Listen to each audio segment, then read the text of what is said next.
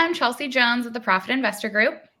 And I'm Ryan Reilly with the Profit Investor Group. We are your one-stop shop for real estate investing. Today, we are going to go over acquiring cash flowing Airbnbs. So we're going to use a real life example of one of Ryan's properties.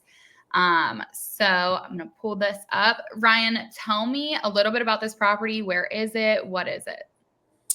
Yeah, thank you. This is actually my favorite property in the portfolio. This property is a one-bedroom, one-bath property in Hocking Hills, not far outside of Columbus. Property that I picked up about a year and a half, 2 years ago. That really is just my favorite based on location, how it performs, and just the overall theme of the property. Awesome. Cool. So how did you find this property? Was this a MLS deal or an off-market deal? So this was an MLS deal. We're actually new, as funny as it is, the sellers in a roundabout sense. So I found it on the MLS and ended up knowing the individuals who owned the property and that were selling it. So it actually turned out to be a real cool situation all around. Cool. Do you remember what you bought this property for, and what kind of loan did you acquire it with? Yeah, this property, if I recall, was around 450,000. It was at the time where rates were starting to creep up a little bit. I had done, I believe, a DSCR loan on this particular property at a 20% down payment. Awesome. So for our viewers that don't know what a DSCR loan is, this is going to be a loan usually used for investment properties.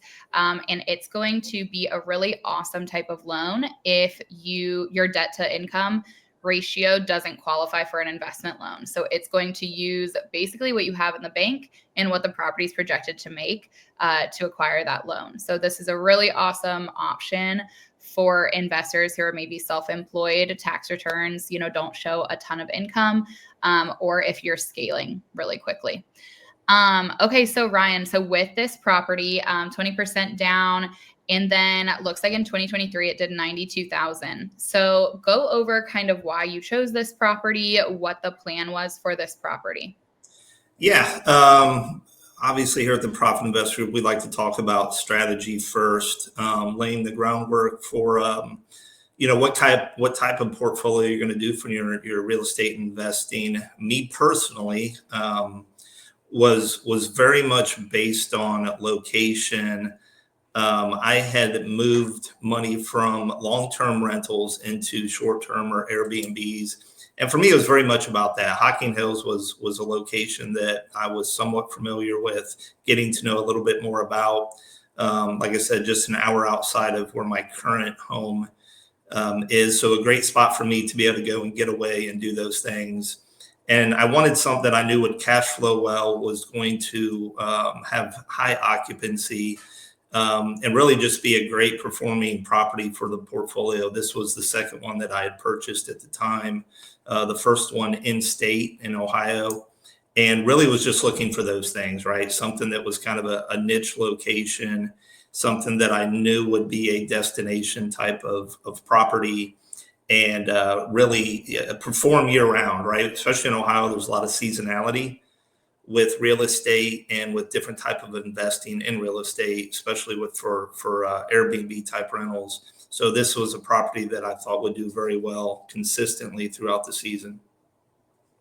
Awesome. Yeah. For those of you not super familiar with Hocking Hills, it's kind of crazy the boom that this market has had. So it went, I would say probably like 3 or 4 years ago. Probably if you didn't grow up in Ohio, you've never heard of Hocking Hills. It's a very kind of local gem. So Hocking Hills is going to be known for hiking, kind of these quaint, cute little shops. And then so exactly what Ryan said, I love that the Hocking Hills market specifically doesn't have a ton of volatile seasonality like some other markets, because you're going there in summer to hike, see the waterfalls. in fall and spring, all the trees are blooming or the leaves are changing. People love that. And then in winter, it's obviously so beautiful when everything is covered in snow, and you can hike year round. So one of the main kind of trails or whatever has a waterfall that freezes over in the winter, which is really cool to see. So Hocking Hills, obviously was a place that you knew you would want to visit, and we knew it would have low seasonal or good seasonality as far as consistently performing year round. So let's dive into these numbers a little bit. So mortgage, obviously you said you did a DSCR loan with a 20% down. And then let's walk through kind of the rest of these and what they entail. Yeah. So PM obviously is the property management on the property. I knew from day one that I wanted to be very hands off, very just turnkey properties that weren't going to give me another job or, kind of cause a lot of stress that we know real estate can do. So I wanted, obviously, being in the real estate industry for a very long time, I understood that with managing properties does come challenges. So to be very hands off with that, I employed Chelsea's property management company to be able to handle all of those day-to-day things that I just did not want to personally deal with.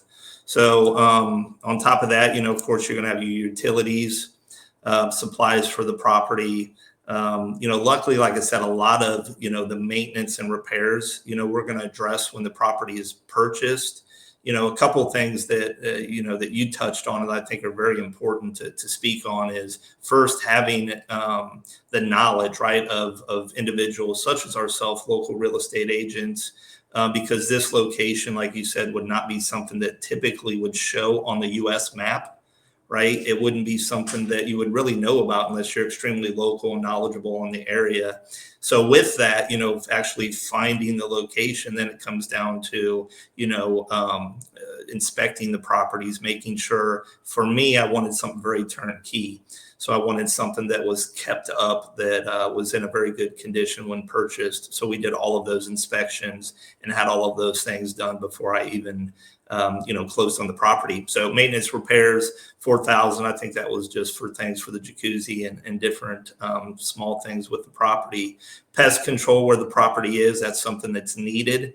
So that really is a location by location type situation because of where this property is on the acreage and kind of out in the wilderness. That's something that is needed. And then, of course, cleaning, which is something that will, Chelsea, you can kind of touch on, but it's something that's added into, really the numbers and isn't so much an expense, even though it is, but we can kind of plan for those things, during the process of the booking and how we bill out or charge for the property. So all strategies, that come into play when you're looking at an Airbnb type situation. And then, of course, on this, that came to a net of 22,627. Which fell right in, kind of my wheelhouse on these properties of wanting anywhere from a 15,000 to a 25,000 net revenue on the properties per year. Awesome. Yeah. So to dive into those a little bit more too. So with, Ryan mentioned that he knew from the beginning that he did not want to have a hands-on experience with this property other than going to visit it. So what my property management company does, CC's Retreats, is we basically handle everything from, even the setup process, the design process, all the way through to those maintenance issues, the guest communication, cleaning coordination, all of those things.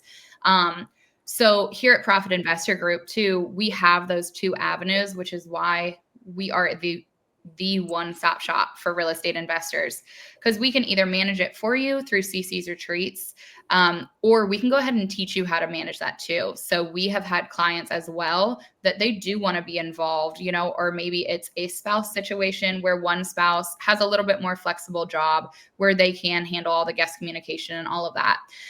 So no matter which path you're going, I think here at the Profit Investor Group, we can help assist with that.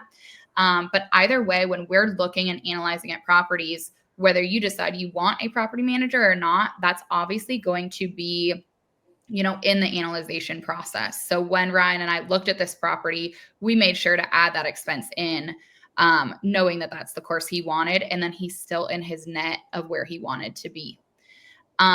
Utilities are going to vary kind of based on location. So for this property specifically, it is electric and internet. It has a propane tank. So that's like a once a year kind of thing that we have to fill up for it really only operates the fireplace. And then it's a well water property. So the nice thing about some of these rural locations is that you don't have a lot of utility bills. You don't have the gas, electric, water, all of that. So that's kind of why that utilities is a little bit lower than maybe some city properties that you might see. Supplies in this one. So those are going to be your consumables, your toilet paper, your paper towels, your shampoo, conditioner. We really choose, there are hosts out there that they don't provide, maybe shampoos, conditioners, that kind of thing. They expect everyone to bring their own. That's totally a strategy. But for CC's retreats, we always supply those things. And then maintenance and repair, like Ryan said, this property had some hot tub issues this year, and then some driveway issues where we had to add some more gravel and stuff like that, just from some ruts. So, and then the pest control, obviously this is in the middle of the woods, little critters and stuff like that. So that's going to be, a pretty low expense to keep your guests happy. And then cleaning. So when we analyze properties, that cleaning fee is ultimately being passed on to the guests. So it kind of is an equal expense because you're not really paying for it. The guests are. And then, obviously you're giving that to your cleaners. So, Ryan, why did you decide that kind of your range for where you want to be is that 15 to 25,000? What is kind of the long-term goal with those numbers? Yeah, so I think it obviously varies by location, but for the most part, when you look at a long-term rental to a short-term rental, where I would look at maybe $200 or 2,000 a year, right? 2,500, especially in Columbus, right? If you're 2,500, 3,000 maybe for a year of cash flow. And then when you're turning those properties, right, a lot of times you're putting carpet, paint, a lot of those things that's really eating those profits up. So, just kind of knowing the numbers and being generous with them, right? Not trying to overextend and look at, a 36 to 40,000 a year, which some properties will perform at, right? Like that's very doable. I knew that I wanted less bedrooms, right? The gross rents were going to be less on a lot of the properties that I was looking at just because of the price point of what I wanted to purchase and kind of the bedrooms, right? A 1 to 2 bedroom type of Airbnb is not going to bring a $400 or $500 a night ticket. So it's just going to be different. For me, it was a strategy of, like I said, wanting to be very hands off, wanted that cash flow. If you look at, for me, a portfolio of 10 properties at, let's say, an average of around 20,000 properties, 200,000 passive, right, income yearly, plus you're gaining the equity in the property year over year. So to me, it was just a strategy of being very hands off, right? If you look at these numbers from 22,000, if you take out the property management, right, it's a 40,000 net. It makes a huge difference. But then also I tell everyone you got to look at the time and the expense factor. To me, time is much more important than that 13,800, meaning I don't want the weekends of the text messages, the phone calls, the different things that are just going to happen naturally with a property. I would rather trade dollars for time on that. So again, a strategy, each person's going to be a little bit different, right? Maybe if I was a little bit younger or a different part of my life, that situation would be different. Then you would look at, like I said, from a 22,000 to a 40,000 dollar net profit, which is a big difference. But in my current situation, definitely the time is more important to have my nights, weekends, and some of those stresses not be on my plate. Yeah, for sure. And I think you hit the nail on the head right there when you said passive too, because so often we hear that real estate investing is actually not passive, right? I mean, there's so many things that go into real estate investing, but what a property manager does for you is it takes that non-passive income and turns it passive, right? Because myself, I obviously run a property management business, but I also have my own properties that I self-manage for so long. And even though I do have flexibility in my schedule and all that, really there is nothing passive about real estate is what it No. comes down to. Guests are always going to need something. When you have a portfolio the size of ours, something's going to break at some point. Someone's going to be unhappy. So I always think it's funny when these real estate gurus, talk about how passive real estate is, because unless you do take that off your plate and hire a property manager, there's nothing passive about real estate investing. No. And someone like, Very, very hands-on yeah. investment. But if you have the right team, right, and the right strategy, you can leverage a lot of those things correctly. Exactly. Yeah. And I thrive in chaos.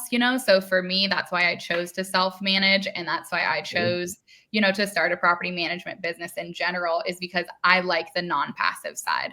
But like you mentioned, you have other businesses as well. You're at a different stage in your life where now you want it to be passive. So I think that's really, really cool that we were able to touch on that as well. Yeah. So here at Profit Investor Group, we take these properties, we analyze them. And even though we are both local to Columbus, so we're very involved in the Hocking Hills market, we can do this in any market in the country. So Ryan, where are the rest of yours at that we were able to analyze and, acquire successful rentals? Yep, for sure. Tennessee. I have a property in Tennessee, in Texas, and in Florida.